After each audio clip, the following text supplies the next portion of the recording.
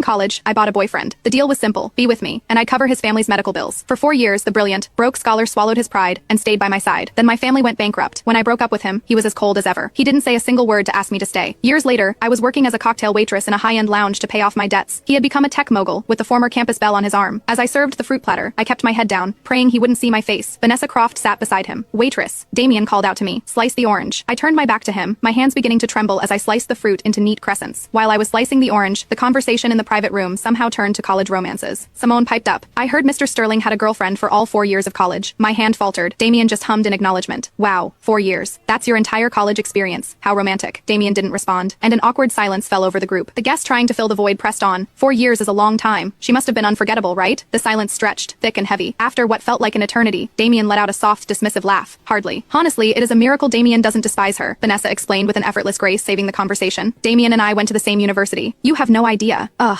I felt so bad for him back then. If his ex hadn't been in the way, do you really think it would have taken us this long to get together? Of course, Vanessa, you are a huge star now, no matter how great his ex was. Could she ever compare to you? The mood in the room instantly lifted. I tugged the brim of my cap lower, desperate to just disappear. The fruit knife slipped, slicing my finger. A sharp hiss of pain escaped my lips, drawing the attention of the table. "What is wrong with you?" Vanessa complained, her voice sharp with annoyance. "Can't you even cut a piece of fruit? I am so sorry, I'll get you a fresh platter." I snatched the plate, ready to flee. "Wait." Damien's voice stopped me in my tracks. Each word was slow, deliberate. "Turn around." My feet felt nailed to the floor. 1 second, 2. My manager, sensing trouble, rushed over. "My apologies, everyone. She is new, still learning the ropes. The fruit platters are on the house tonight." She shot me a pointed look. "What are you waiting for? Go get a new one." It was the escape I needed later. My manager, a kind woman named Sarah, pulled me aside. "You need to be quicker on your feet next time," she said gently. "We were all new once, but a complaint from that room, and you'd be working tonight for free." "Thank you, Sarah. Don't mention it. Just be extra careful with the VIP room. They're all heavy hitters, especially the youngest, most handsome one in the middle. He is the founder of a huge tech startup. He is not someone we can afford to cross." "Sarah, I am a little shaken up. Could you possibly take the new platter in for me?" "Sure thing." I let out a breath I didn't realize I'd been holding. If there was one person in the world who had already crossed Damien Sterling beyond forgiveness, it had to be me. I was the ex he was talking about, the one it was a miracle he didn't despise. At 4 a.m., my shift was finally over. I was the last to leave. A coworker, thinking the building was empty, had already shut off the main lights and the elevators. I jabbed at the elevator button in frustration, hoping to bring it back to life. "You should probably call someone." Damien's voice echoed from the darkness behind me. I froze, then mechanically called my coworker. The elevator whirred back to life. Damien and I stood in the cramped space, the silence deafening. "Working this late?" His voice was low, yet distinctly clear in the confined space. "Yeah, waiting for the last guest to leave." I stared at the closed elevator door. "The pay? Is it good?" he asked hesitantly. "It is okay." I kept my head down, the cap hiding my face. He didn't seem to recognize me. He chatted idly for a moment, then glanced at his watch. "This elevator is painfully slow. My girlfriend is probably getting impatient. She is very clingy, you know, loves to be doted on." My heart clenched. He was talking about Vanessa. "What about you?"